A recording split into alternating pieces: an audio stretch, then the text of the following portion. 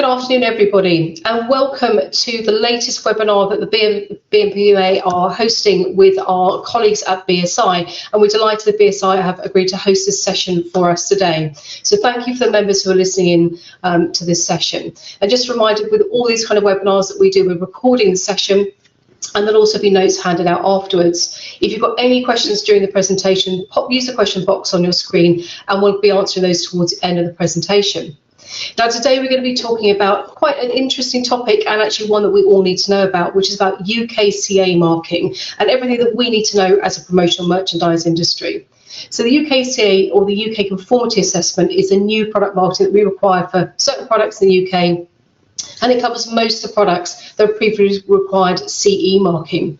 Now, I'm not going to be doing the talking today. I'm going to be doing the Q&A at the end, because I'm absolutely delighted that we can be joined by Graham McKay today, who's one of BSI's fantastic experts who knows much more about UKCA than I do. So, Graham, I'm going to ask you to come on your screen and come and introduce yourself, and I'm going to hand over to you, and then we're going to take questions with Graham towards the end. We've already got a couple of questions that you've asked during your registration, and we'll come to those, but please ask us as many questions as you like. Graham is here, the man of all wisdom on UKCA, to answer everything that you need to know. So, Graham, I'm going to hand over to you, and thank you very much for running this session for us today.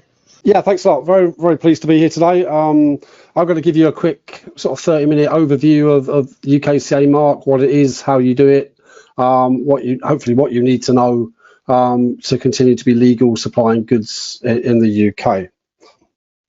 So I shall kick off now. So that's me. I am the global head of gas and electrical products with BSI. I'm a chartered engineer. I actually worked in the software and electronic engineering industry for a long time. I've worked in the product safety and compliance industry, I guess, for probably about 30 years now, and I've been with BSI for about 10 years. If you've got any questions to ask us or me later, obviously I'm sure you can direct them straight to the BPMA, or you can ask them here. Also, feel free to get in touch with us. We've got a UKCA dedicated email address there where you can contact us and ask us any particular questions you might have. So who is BSI? Well, our business, our strapline is we want to inspire trust for a more resilient world. So our business is all about helping other companies be better, to perform better and realize their full potential. We do that for a number of services. We have a knowledge section. We develop standards. We provide information solutions to companies. We have an assurance business where I'm employed. We look at management systems, product certification. We provide training of people who are involved in these things. We have a medical business, which is the world's largest certifier of medical devices. And we have a consultancy business that mostly looks at things like how you might go about implementing quality systems, how you make your supply chains more resilient, that type of thing. Whilst we are the British Standards Institution, we do serve a global network of clients spread all over the world, 47,000 in Europe, Middle East and Africa, 25,000 plus in Asia Pacific, 10,000 plus in the Americas. And most of the biggest companies in the world are among our clients. And whilst we are the British Standards Institution, we are actually a global company. 37% of our employees, our colleagues, are based in the UK, 30% in Asia Pacific, 29% in the Americas, and 12% in EMEA. We are a genuinely global company. And in this context, the things that we do mostly is around helping our clients access global markets. So you'll see around on the slide, UKCA, obviously we're talking about today. Many of these marks are about global market access, and we provide solutions here to our customers to allow them to access the markets they need to grow. So what am I going to talk about today? Obviously Brexit and the impact that it's had on the UK product regulations. I'll introduce the new UKCA mark to you, explain how it works, discuss the difference between what you might know of EU notified bodies against the new UK approved bodies, talk about any actions you might need to take in order to maintain market access to the UK if that's important to you. I'll explain as far as I can on Northern Ireland, which is a special case, and obviously at the end, as Kerry said, we'll take questions. So Brexit, unless you've been living in a cave for the last 5 years, you'll know that we left the EU on the 31st of January 2020, following the referendum that we held in 2016. And we had a transition period with the EU that ended at the end of last year. And the reason we're having this discussion is obviously CE marking applied to virtually all products that were supplied in the UK, probably since about 1992, 93, so a good 30 years. So it's a big change for people. We've got used to CE marking as being the way that we show that our products are safe and compliant with the regulations, and that we no longer do that because we've left the EU. So this presentation is all about what happens next. So the UK has introduced this thing called the UKCA mark. There it is in all its glory, which stands for UK Conformity Assessed. For the vast majority of products, it can be fixed from the 1st of January this year, and you'll see it many places people are already starting to use it. And for the vast majority of products, it must be affixed from the 1st of January 2022. The exception, a few things like explosives, which probably doesn't bother too many people here. Medical devices have got an extra 18 months to get their house in order, but the vast majority of products will be the 1st Jan 2022. And the good news is that it operates in broadly the same manner as CE marking. So if you are familiar with how CE marking works and what you need to do to CE mark your products, then this shouldn't come as too much of a surprise to you. So I'll just run through the process of what how you in practice go about affixing a UKCA mark to any product. First of all, you have to decide which regulations apply. Not always easy, but I'm going to talk through a few examples in a minute. But that is the most important decision you have to make, which regulations apply. Each set of regulations contains its own set of what are called essential requirements, which have to be met. The manufacturer has to make sure they meet those. There'll be an attestation process. It could be that you have to do something yourself. It could be that you have to employ the use of an approved body to do certain testing or factory inspections for you. And then you repeat that process for all the regulations that apply. When you've done that, you are free then to affix the UKCA mark to your product, which is your mark of demonstrating that you have performed that process above. You draw up what's called a UK Declaration of Conformity. I'll explain more about that in a minute. And you have to maintain a technical file, which basically is the records of the product that you're placing on the market and the tests and measures that you've made to ensure that it's in conformity. That really is it. That's what you do. There is a seventh step, which is review that at regular intervals. The world is a changing place. So standards change, regulations change, all sorts of things change. This is not a do once and forget thing. This is something you have to do perhaps once a year just to make sure that, yeah, okay, I can still safely affix my UKCA mark to my product. So let's talk about this a little bit more detail. Affixing the CE mark, as we said, is a mark that you are declaring your product complies with all relevant European regulations. And the UKCA mark is the same thing, except you're declaring compliance with all relevant UK regulations. So a relatively minor change. And some examples. So in the CE world, we've got things like the Low Voltage Directive, the EMC Directive, the Energy Products Regulation, the PPE Directive, all of these different regulations that possibly could apply to our products, probably about 25 of them. And by affixing the CE mark, you're saying that all those that are relevant to my product, I comply with. And what they did when they introduced the UKCA mark, they did this thing that's been it's called in the press the Great Repeal Act. It's got a much less snazzy name in reality. It's the Product Safety and Metrology, etc. EU Exit Regulations. And what that effectively did was it took each of these European laws and it froze them. It moved them into UK law with the content that they had in 2019. So that actually is quite a good thing because there are no new technical regulations here for anything. All of the regulations that we've just imposed in the UK are identical from a technical perspective to those that we used in the EU last year. So there's no great technical challenges here. If you were CE marking a product last year, you can almost certainly UKCA mark it this year. There may be a few procedural issues that change, but there shouldn't be any technical issues. So just illustrating that with a couple of examples, so that are relevant to you in the promotional world. Obviously, toys. I picked up a few toys from websites this morning. There's a European regulation. It's called the Toy Safety Directive. That's its number. That's what applied for CE marking. For UKCA marking, it will be the Toys Safety Regulations 2011 that you need to comply with. So they are technically the same today, but don't forget they're unlikely to stay like that. So you may have to keep these things under review to make sure that the UK regulations, you're still in compliance with them. Another example with PPE, I know promotional PPE has been quite a thing in the last year. We have a PPE regulation, and that's what it's called in UK law. It's regulation 2016-45 on PPE as brought into UK law and amended. It's quite a complicated regulation, but if you're making, for example, face masks or even eye protection, those things fall under the PPE regulation and would have to be UKCA marked to show. Now, it's a little bit in terms of attestation process. I'll just rewind to toys. Toys never requires an approved body. That's always a manufacturer's self-declaration. PPE is different. PPE, in the vast majority of cases, does require a notified body or an approved body. In the case of the UK, there are a few exceptions. Sunglasses would be one, where there's self-declaration.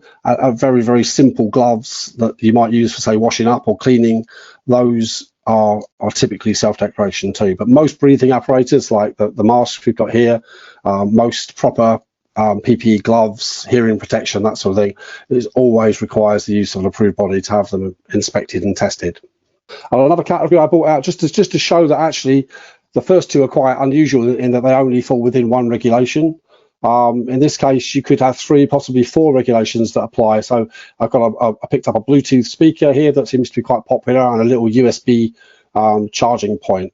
So the USB charger would fall within the low voltage directive. It's a plug-in device. The EMC directive, radio equipment directive if it was Bluetooth in this case, and the ROSH directive around hazardous substances. So there's a lot more work to do there, because you've now got 4 directives or 4 regulations that you need to comply with before you can actually affix your UKCA mark.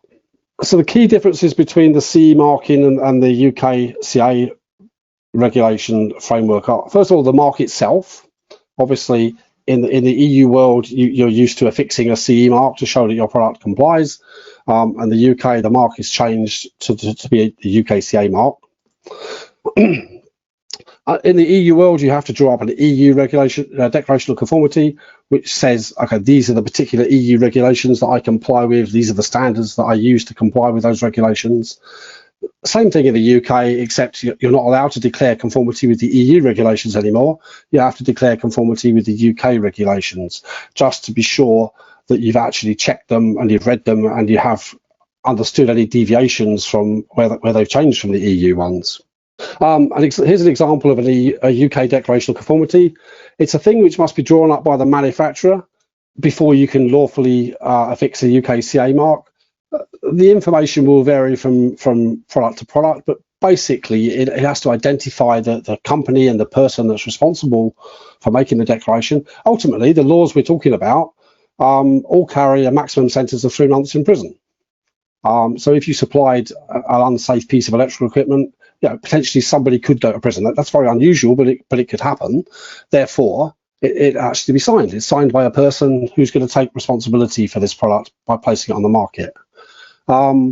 It'll describe the product. It'll say which regulations you comply with. It'll say when you did that, and it will say whichever standards you used to make your decision. So effectively, that is something that accompanies the products, either a dispatch note or sometimes it goes in an instruction manual to actually show to the person that's buying the goods or receiving the goods that they are actually in conformity with the UK law, and here's our declaration to prove it. And the other difference is, this is probably the most significant difference now, where the EU regulations, some of them require the use of a notified body, which is an independent body appointed by the EU to conduct factory testing or lab testing or inspections or quality systems or some activity to independently check that the product complies with the regulations. It varies from regulation to regulation. And the UK regulations, they kept the same thing, except obviously we don't accept the EU bodies anymore. We require UK appointed bodies. And they are now called approved bodies, just to differentiate. So if you ever want to check, it's really important, because there's a lot of snake oil here. A lot of people claim to be notified bodies or claim to be approved bodies when they're actually not. There are two definitive places to look. One is the EU's NANDO website, and if you actually Google EU NANDO, you'll get that and not all the chicken places. And that's a definitive place to check. If a body is not listed on NANDO, then they are by definition not a notified body. If they say they are, they're lying. So for a good example, this is BSI. BSI has a notified body of the Netherlands. This is a screenshot of our listing, and it shows who we are, and it shows which regulations we're appointed to look after. Not every notified body is appointed for every regulation. So we're not interested in recreational craft, for example, so we simply aren't notified for that regulation. And similarly, there's a similar database for the UK approved bodies, which is called the UK Market Conformity Assessment Bodies Database. If you Google that, you'll find it easy enough. And again, that shows BSI UK this time. BSI UK is an approved body, and it shows the types of things that we're approved for. So always check the bodies you're using are actually notified or approved, depending on which market you're interested in, because there's a lot of people out there pretending to be when they're not. And actually the change from notified bodies to approved bodies gives one of the big problems around capacity. I give just one example that I plucked out for construction products. For example, there are 709 EU notified bodies out there merrily certifying construction products for the 28 member states of the EU. There are only 40 that are actually in the UK. So the people that are using 669 EU bodies are going to find that from the 1st of January 2022, they no longer have access to the UK market unless they want to switch their certification to one of these 40 approved bodies. And you can see there's going to be a real capacity issue there, where the UK is quite an attractive market. Will all of these people be able to certify the products that need to be certified before the end of the year? It's going to be a challenge. So the format of the mark. So you've done your work. You've reviewed your products. You've decided they comply with the regulations, and this is how you actually affix the mark. So in its simplest format is simply this: the UKCA mark on its own, and this is if your product is covered by regulations where there is no approved body required. So typically that will be electrical equipment, ROSH, EMC, toys. Some machinery and pressure equipment, which is probably unlikely to interest you too much, and some very simple PPE and construction products. This is entirely self-declaration.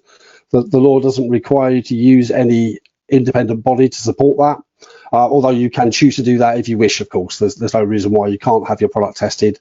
And in fact, many people supplying toys do have them tested because the risk is very high.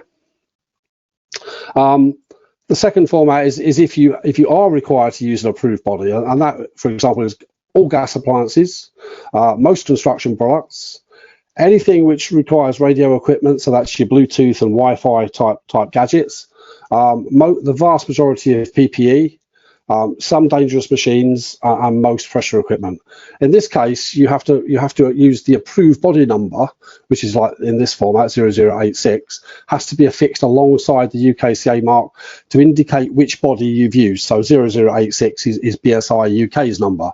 So if you'd use BSI for your assessment, that's the format of the UKCA mark you would use. Obviously, many people are still supplying a European market, even though the UK has chosen to step out of the EU.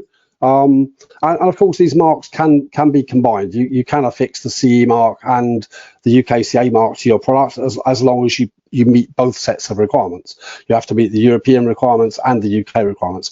And anybody that looks at, say, a laptop power supply can see loads of examples where these things have got dozens and dozens of approval marks on them for different regions around the world, and they're designed to work in all over the world. There's no reason in principle why you can't have both marks here. If you actually have to use a notified body or approved body, then it does get a little bit complicated. In this case, you would have UKCA 0086, which is BSI's BSI UK's approved body number, and you'd have to have 2797, which is BSI Netherlands notified body number, to do both. If you make it a simple product like toys, you can skip the numbers and just use the 2 marks on their own. So, talk about the role of standards. Standards are very important for UK regulations. They are used a lot, exactly the same as they are in CE marking. They're not of themselves the law, but they are given a very important status, are seen as very important in underpinning the legal framework. The laws generally give broad safety objectives. The detail of how those safety objectives are fulfilled is usually contained within standards. And on that basis, if you comply with appropriate standards, you generally get what's called presumption of conformity. In other words, you are reasonably presumed to comply with the law unless somebody can prove otherwise. And that's quite useful for people. And in some cases, construction products is probably the main example. You actually have to comply with the standard. The only way that you can CE mark or UKCA mark a construction product is if you comply with the appropriate harmonised standard. Now, in the UK, in the EU speak, they're known as harmonised standards. The UK have changed that slightly again and called them designated standards. And again, that does reflect the potential that we might change these things. So a standard might be harmonised in the EU and a different standard might be designated in the UK. So suddenly we could start to see a little bit of deviation and divergence going on. At the moment, the lists of designated standards are identical between the UK and the EU, but like a lot of these things, it's very, very early on in this separation, and we can expect these things to diverge just because they're likely to. So currently, most of the standards that are designated for UK regulations are EN standards, which is right and proper. We use EN standards for most of the things that we place on the market here. But if our trade discussion with the USA goes particularly well, there's no reason why we couldn't start using ANSI standards, American national standards. In the UK, if we felt that was beneficial to us from a trade perspective. The UK is now free to do that, which we weren't free to do when we were part of the EU.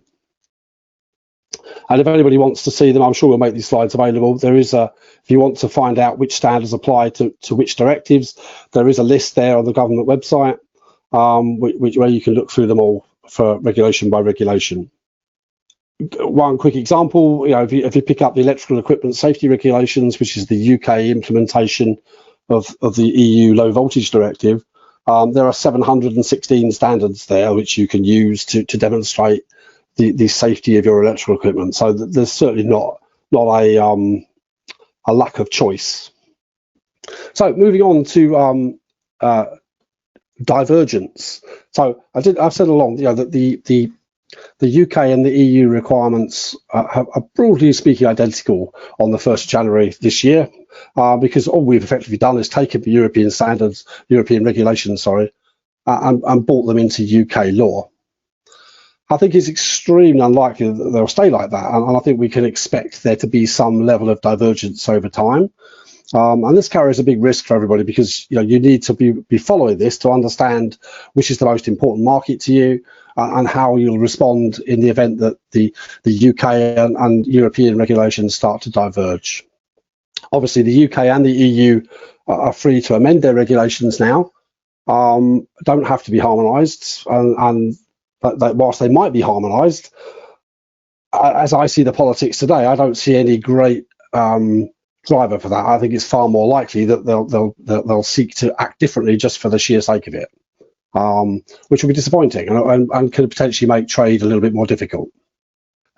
As I said before, though, most of the technical rules that we work to, the detailed technical rules, are contained within the standards, not the regulations. Regulations generally have broad sort of framework objectives.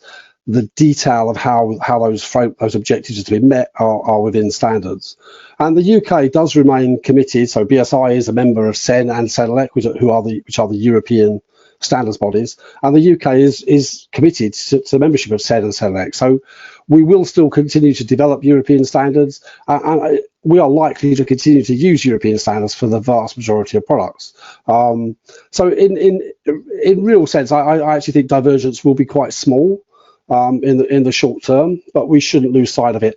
Where we're likely to see bigger problems is in new technology, any new regulations. So a good example is the EU brought out a drone directive, a UAV directive, which came into force on the 1st of January 2021, which puts in place a set of tests and measures and certification processes for certain types of drones that are used in maybe the television and film industry, smaller type drones.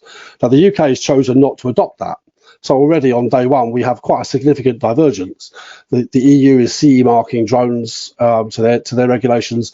The UK has a plan to come up with a new regulation involving the Civil Aviation Authority and not using the EU rules at all. So straight away, there will be quite a difference there.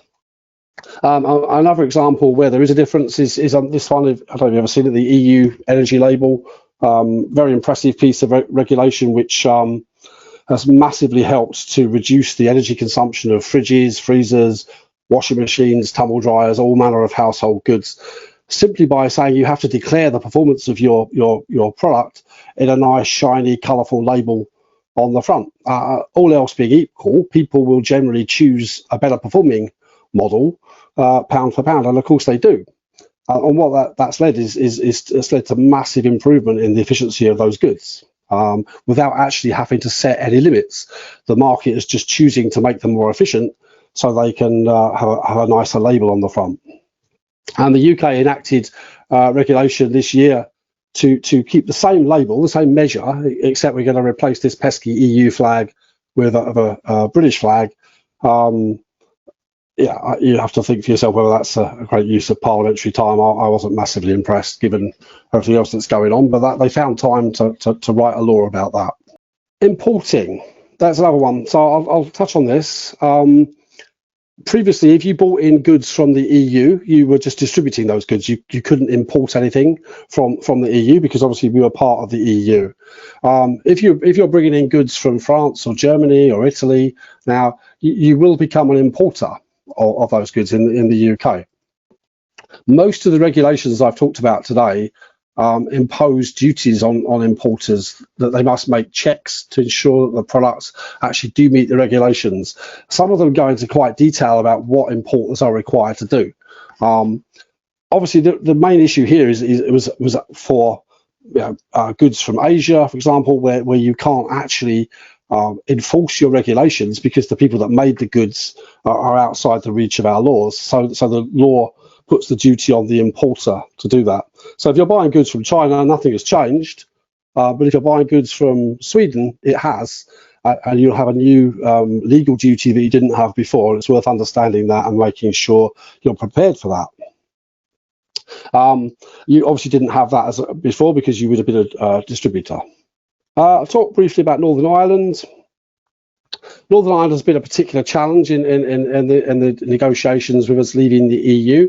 Obviously, we've got two long-standing treaties: the Northern Ireland Protocol between the EU and the UK, and the Anglo-Irish Agreement between the UK and the Republic of Ireland, which have meant politically very, very difficult to introduce any sort of border on the island of Ireland. And by long-standing treaties, such like manufacturers in Northern Ireland are required to have unfettered trade access with the Republic of Ireland and the rest of the UK. So these two things gave the politicians a real challenge around Northern Ireland, where we were seeking to come up with our own compliance regime for post-EU. So the solution, and it's a very pragmatic one, a very politician solution, is that goods supplied into Northern Ireland still comply with the EU regulations. So effectively, to all intents and purposes, if you're placing products on the market, Northern Ireland has become an EU state in its own right.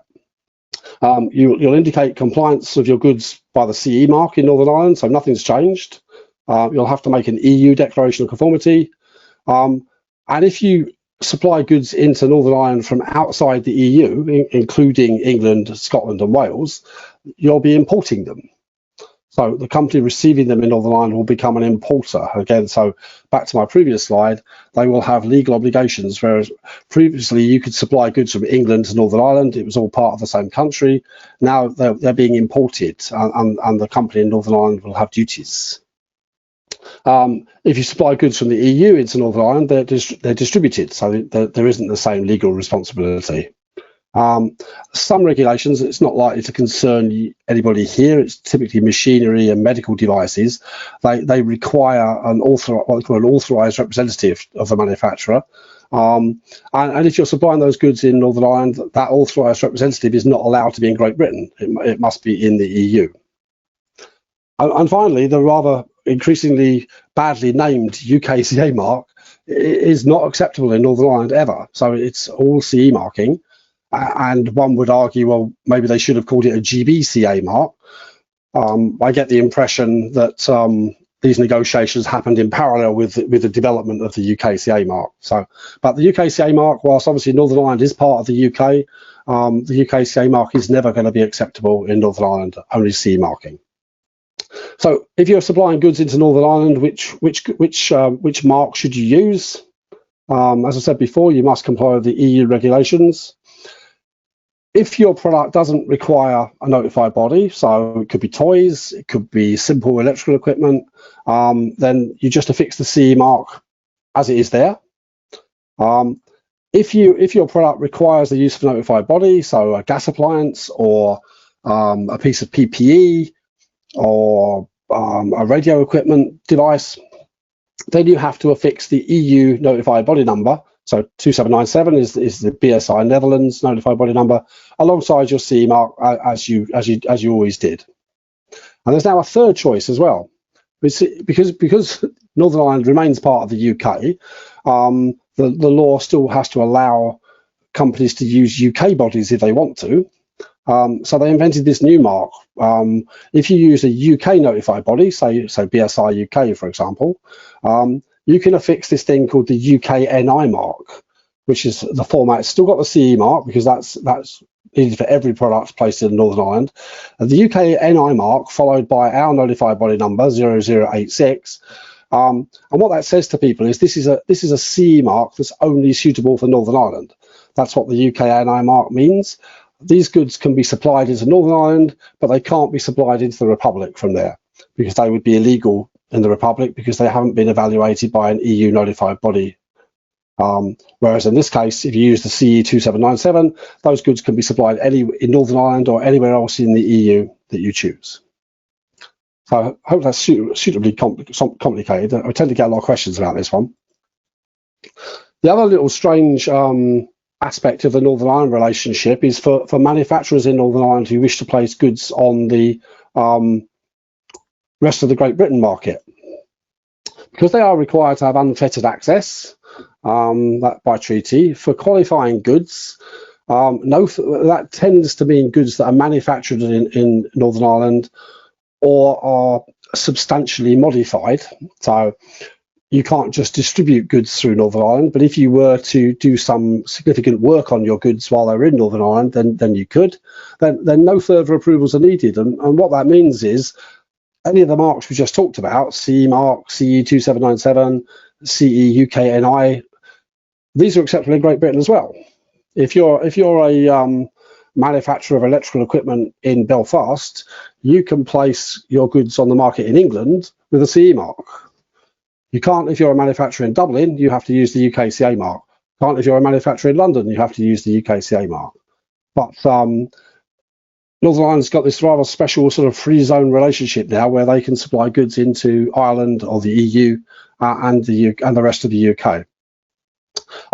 So if you're thinking about a place to set up a new manufacturing site, Northern Ireland's the place to look because certainly a lot of opportunity there in terms of accessing other markets. I do think actually manufacturers in Northern Ireland, whilst they can do this, they will face a lot of challenge in the market where people will be going, well, this isn't right. It should have the UKCA mark on it. And Northern Ireland manufacturers will then be trying to explain this rather perverse legal requirement to people, which I don't know how that's going to play out. I think many customers might just choose I'm going to buy one that's got a UKCA mark on it because I feel more comfortable with that. And it's very difficult to legislate for that sort of customer behaviour. So, summary. We did leave the EU, in case you hadn't noticed, and the agreed transition period ended at the end of 2020. Although the UK has unilaterally decided to keep accepting CE marked goods for the rest of this year. So it is acceptable until the 1st of January 2020. That isn't because of an agreement with the EU. That was simply the UK government choosing to making a very pragmatic choice to allow business to keep trading within the UK and not put too many burdens onto industry with COVID and everything else that was going on. The UKCA mark has been developed to replace the CE mark in Great Britain, not UK. I should start saying Great Britain there. The technical requirements are the same, but we can expect that they will diverge slightly over time. Goods supplied in Northern Ireland must continue to meet the EU regulations. So as far as you're concerned, nothing's changed for goods that you supply to Northern Ireland. And if you used a non-UK notified body to support your CE marking, then you will lose access to the Great Britain market at the end of this year. All UK notified bodies have become approved bodies for UKCA. And obviously BSI can help you transfer any certification you hold from any EU notified body to the new UKCA requirements. And because of the capacity issue I talked about, notified bodies and approved bodies are very, very busy with these sorts of transfers. So the time to act might be shorter than people realise. And with that, we'll take some questions, I think. Great. Graham, thank you very much indeed for a fantastic summary. This is a really quite complicated thing to get your head around. I think the Northern Ireland piece is particularly, there's so many things to think about, and I think what we've got is the theory of this and the application. Now, I think one of the things we'll do is we've got a couple of questions that come in that we want to try and sort out as well, and a couple of things. And we're also going to ask you guys a question as well about if you want to talk to BSI about the things that you're doing, particularly having listened to what Graham said. So thank you for explaining that, because I think we've got a lot of challenges. We'll all be dealing with lots of customs changes, probably in a lot more detail than we thought. So let's have a look at some of the questions that we've had through. So Graham, I've got a couple of questions which I think that will be, I'm hoping, quite straightforward to ask, because they're ones that we get regularly as well. I think probably the first one is how can we avoid double testing costs if we've already adhered to the CE marking in Europe? And actually, this is from a European-based supplier with an entity in the UK. So how can they avoid that double testing cost? Are there things that they ought to be thinking about and doing to avoid that? Can you avoid it? You can avoid it. I mean, I think ultimately it depends on which regulations you fall into. If your product is a self-declaration falls regulation, so toys, for example, is a classic example, then of course it's entirely up to you. If you believe the testing evidence you've got is adequate to show compliance with the UK law, you can affix the UKCA mark because it's your responsibility to do so. If you have to use an approved body, let's say you're making PPE, for example, then you need to go and ask your approved body, look, I've got this other evidence, will you accept it? Now, I can't say for sure whether an approved body will accept it. We certainly, I can't guarantee that BSI will. What I can say is, though, we review it with an open mind, because we're not in the business of testing things for the sake of it. If you've got evidence that's relatively new, relatively recent, and actually stacks up, then we'd be quite happy to accept it. Unfortunately, we do also see a lot of evidence that people show us that isn't very good, and so well, actually, look, we're not going to accept this because, but that's not because we want to make money out of you. It's simply because your evidence isn't good enough, and we have to make a decision here. We're going to be held liable for that decision in the marketplace. We want to be sure that we do the right thing for you and the stakeholders out there that trust our brand. So, generally speaking, we're accepting lots and lots of reports from existing CE files. Excellent. Okay, so I think that's a really good answer, because I know this is one that's come up with us quite a few times. So the next question we've had in is, if products are coming to the UK from the EU, can they have both the CE and UKCA mark? So I think we've gone through that a little bit in detail, so I'm hoping the person who's put that question forward has had some of that answered. But I think, should we just summarise that question? So question again is, if products come into the UK from the EU, can they have both the CE and UKCA marks? Yes, they can. A product can carry both marks wherever they come from. They don't have to come from the EU, come from China, come from Africa.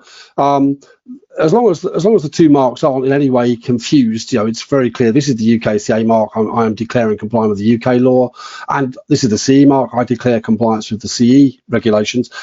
There could be lots of 3, 4, 10 different marks. It doesn't matter, as long as they don't actually confuse each other. You can declare compliance with all the regulations you want to. Excellent, thank you for that one. So I think the other question we've had, and again, I think this is probably just a general question about what's acceptable for CE marking. When's it still going to be? Is it still accepted?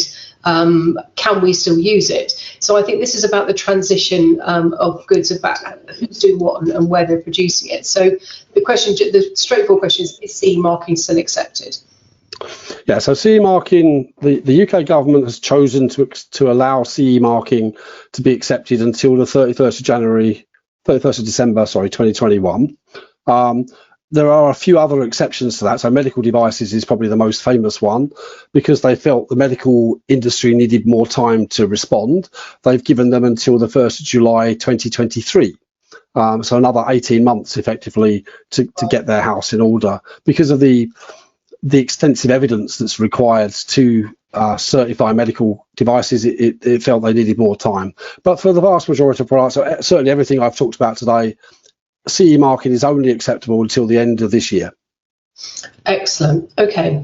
So what happens if you want to sell the product to both the UK and the EU markets? So I think, again, that's just a general kind of how do you apply that theory when in practice. So I've got a product, I need to sell it to both the UK and EU markets. So I think it's just a recap on what marks you're going to use. Yeah, so you've got to now, what you've got to be really clear of now in your own mind is that you split these into two completely separate exercises, because if you try and combine them, the reality is at some point you're going to get tripped up, because today the regulations are pretty much the same, so you'd be quite safe to treat them as one thing, but that won't be the case next week or the week after, so you will fall foul of that. So the best behavior for me would be to say, okay, right now I'm going to treat them as two separate exercises. So for the UKCA mark, you have to review the UK regulations, you have to be sure you comply with them.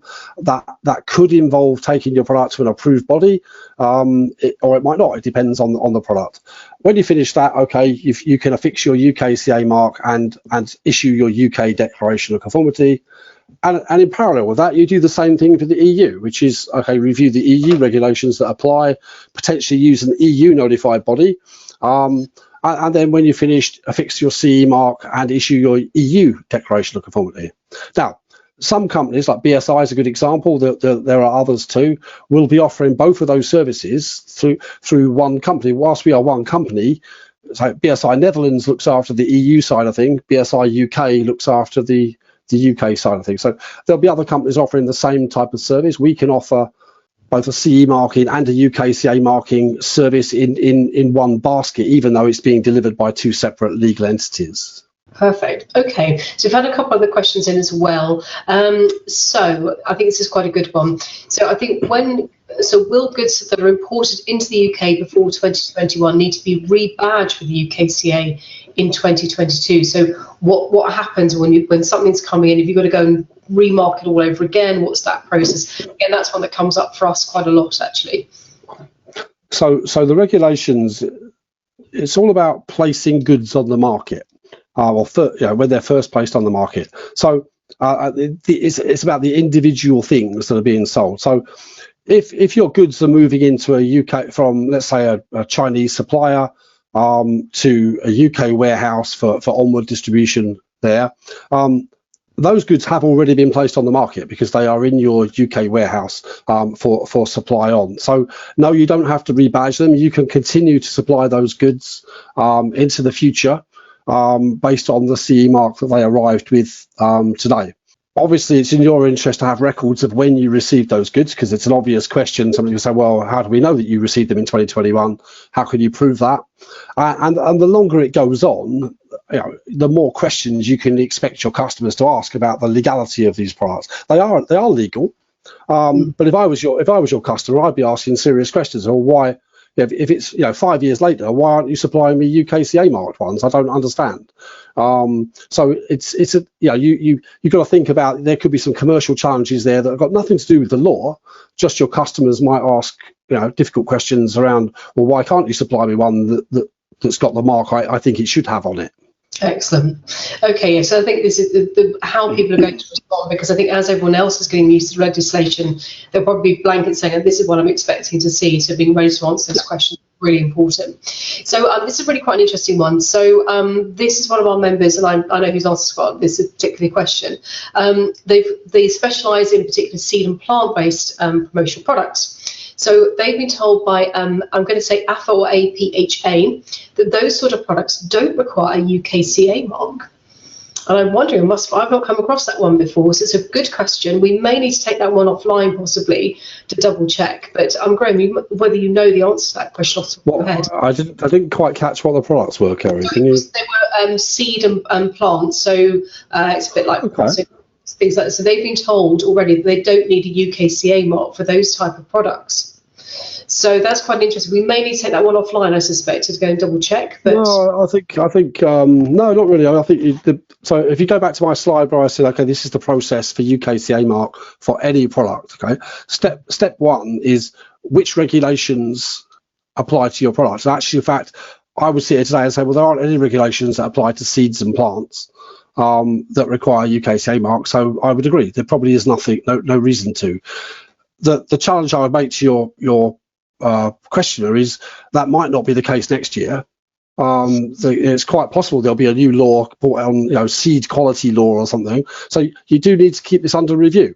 That answer is probably correct today, but you can't be sure it'll always be correct. Yeah, absolutely. And I think the point that you made all the way through this is we've got things that are changing, lots of rules and regulations changing, and that divergence, I think, we'll be keeping a very close eye on at BPMA for members as well. So, and AFA is a department of DEFRA as well, just for everybody. That's something I learned that today, because I didn't realise that. I think we've got one other question in here. Actually asking about your expertise, Graham, about whether you extend to cover anything to do with EU reach versus UK reach when we look at these sort of things, like when UK government will release a UK SVHC candidate list. So that might be just a question about whether your encyclopedic brain covers that one, Graham. No, reach is one I know of. Reach, I know what reach is. So reach is about the chemicals that we place onto the market and ensuring that we control those. If you're importing significant volumes of a particular chemical, then you have to register that and ensure that you're. It's not my massive area of expertise, I'm afraid. I do have colleagues that can probably answer it. So if you do want to send that question in. But if it's a question about when UK government might do something, the answer is I've got no idea, and BSI will have no idea. The government are literally making this up as they go along, and they will be getting around to stuff, but I wouldn't hold your breath. Okay, I think that's a very good answer. Obviously, we don't really do politics at BPMA. We're terribly neutral on all those sort of things, and I'm sure our government are doing their very best in everything going on. And SVHC is obviously a substance of very high concern. So thank you to Chris for letting me know about that. We're looking at all sorts of questions. So we had one other question that had come up actually prior to this that was put to us about, I've got a warehouse full of stock. It's all CE marked. What happens if I've not sold it by the end of the year? Can I, do I have to get rid of it? Do I have to destroy it? Can I carry on selling it? I think that probably links back into the question earlier about how do you deal with your customer? So I've been asked lots of times, is there any wriggle room on those? Do we think things will be extended because of what's going on at the moment? And my answer to that so far has been, no, we don't think it's going to be extended. But I think this is more about when goods are actually placed on the market. Yeah, so this is about, my honest view is no, things will not be extended. They have been extended already by at least a year because of COVID. I think that was probably the right thing to do, and government was very pragmatic to support business to keep going in the face of actually a very, very difficult negotiation with the EU, who were very intransigent. Yeah, that's it. We're not going to accept anything after this date. I think the UK government did a really good job to try and be pragmatic. But this is a question that's not about deadlines. It's about placing goods on the market. So those goods have already been supplied to you. They are in your warehouse, whatever. They have been placed on the market. You can continue to place them on the market again. if you choose to. You don't have to do anything with them. They are legal. But as I said before, it's a balance. If you go 5-10 years in the future, you're still supplying those goods. People are quite rightly going to ask questions about the legality of them, and can you prove to me that you bought them back in 2021? Because somebody at some point will perhaps come knocking and ask the question. How can you demonstrate that you've had these for a long time? Absolutely. Well, I think there's probably quite a few members who are listening to that who are sitting on stock, particularly when it's been such an extraordinary year and things haven't gone through. We're all sitting on lots of different things. I think that's been probably a little bit of the, actually, what do we do with those different items? So I think that comes to the end of the majority of the questions. We've had quite a few in which are sort of a similar nature that we've covered off already. So Graham, I think probably the best thing for us to say is that obviously we've recorded the session today. Your lovely notes are going to come out as well. BPMA is going to be covering this topic, I'd imagine, over and over again as we come up to the end of the year as things start to change. But Graham, I'd like to say thank you so much for hosting us today and sharing your knowledge with us. And we're going to come back on the question about reach if there's anything else we can add to that for the person who asked it. So Graham, is there anything else we need to add apart from obviously a bit of bedtime reading? Go and read all the legislation. If you can't sleep, maybe, I think that might be a good idea. If you are struggling to sleep, yeah. Yes, definitely. But we'll be covering off, and there are lots of notes on the BPMA's website as well on our transition pages for everybody to use, and we'll be adding on the notes from today's session so you can go and access them, but they'll be sent out to everybody who's registered on that session today. So I think it remains for me to say, Graham, thank you so much, and also for Chris, who's been supporting in the background with all the technical help to make sure everything was flowed very smoothly today. So thank you very much, Graham, and I look forward to catching up with our members who have been terribly compliant about UKCA in the future. You're very welcome and really enjoyable, Kerry. Thank you very much for getting in touch with us. That's great. Okay, thanks very much, everybody, and we'll catch everybody on the BPMA's webinar tomorrow at 12:30, where we're going to be talking about EU VAT and the joys of setting up entities in the EU. Can't wait for that one at 12:30 tomorrow. So thank you very much, everybody, and Graham and Chris will say goodbye. Thanks very much.